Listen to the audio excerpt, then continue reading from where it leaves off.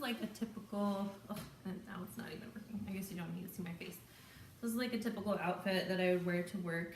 I pretty much stopped wearing jeans because they just, I feel like they don't even look good on me anymore. But this is a 26-28 shirt from Lane Bryant, and side shot. I was talking to the doctor, and although it doesn't look like this in the video, he said I carry a lot of weight. I mean, I knew this. I carry a lot of weight in my legs and my hips, which he says is actually a good thing, but means if I was carrying all my weight in my stomach, it's less healthy apparently. Ooh, so that's it.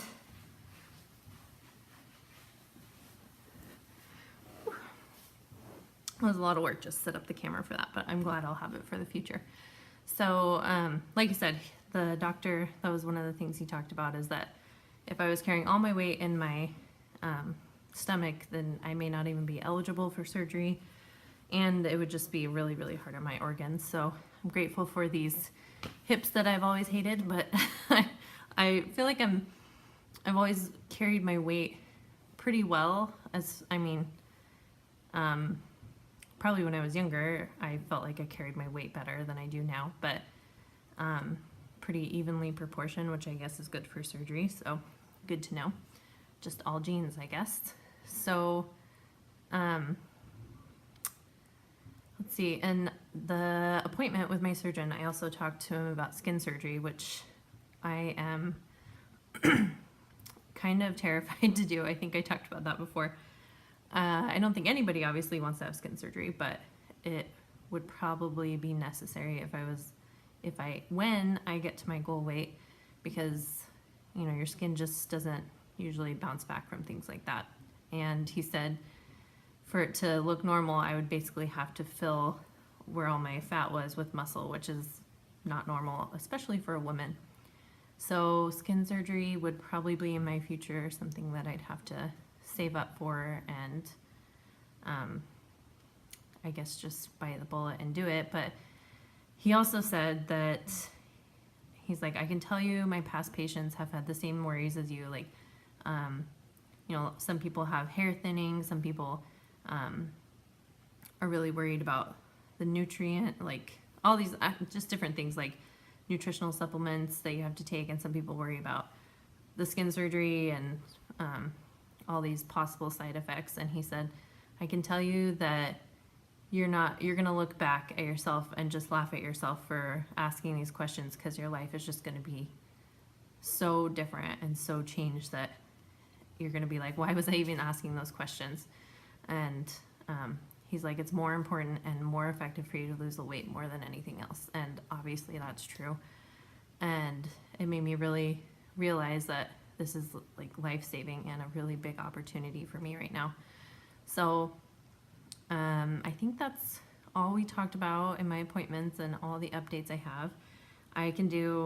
There's one class that I'm doing next week. It's the nutrition class.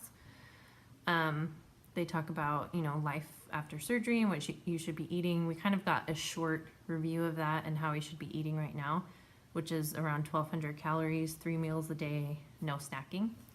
So that's what I'm doing now, and trying to learn things and teach myself things like you're not supposed to drink from straws because you could get bubbles in your stomach, which is really painful. You're supposed to not drink with meals, drink a half hour before and a half hour after meals, which is really like one of the biggest things for me, and I don't know why, but I have to have a drink with my meal. So that's gonna be one thing I really, really need to work on. The other things, like you're not supposed to be drinking, definitely not smoking, no carbonation or caffeine. That was hard for me, but I already quit and been off that for like a month now. So that's good, because Diet Coke was like, that was a really hard one. And I think it will continue to be hard, but I've actually felt a lot better as I get more and more water in. Trying to think what else was in the appointment. I think that was pretty much it. You know, I just had the opportunity to ask him questions. Oh, like I said, I haven't decided between gastric bypass or the sleeve, now VSG. I can't even think, gastrectomal sleeve. I don't know how you say it. So I haven't decided. I was leaning more towards the sleeve, and then I was leaning towards gastric bypass, and now I'm just kind of wavering in the middle. I don't know what the best would be for me. The biggest thing that I realized, and I would be up for gastric bypass, except that I found out that you're not supposed to take NSAIDs, which is like ibuprofen, Advil, Tylenol, anything like that for the rest of your life. You can't take that. And that was not a requirement when my mom had the surgery, which I don't think I've talked about. My mom had gastric bypass. That was not a thing when she had gastric bypass. And so she's taking ibuprofen, has no idea that that's a thing now. And I think it would be really hard to go my whole life without, you can have Tylenol, that's like it. And ibuprofen can be my savior sometimes. So that's one of the biggest factors.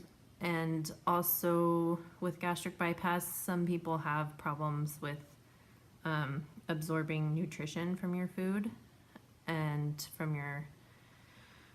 from any supplements you take, like your daily vitamin, anything like that. Some people have continued problems like 5 years out or more, and that's why some people have the hair thinning. And so I'm going back and forth, and I think I would be on the plus side of gastric bypass is that the success rate is like 10% higher than the sleeve, and you lose like on average 10% more with gastric bypass than the sleeve.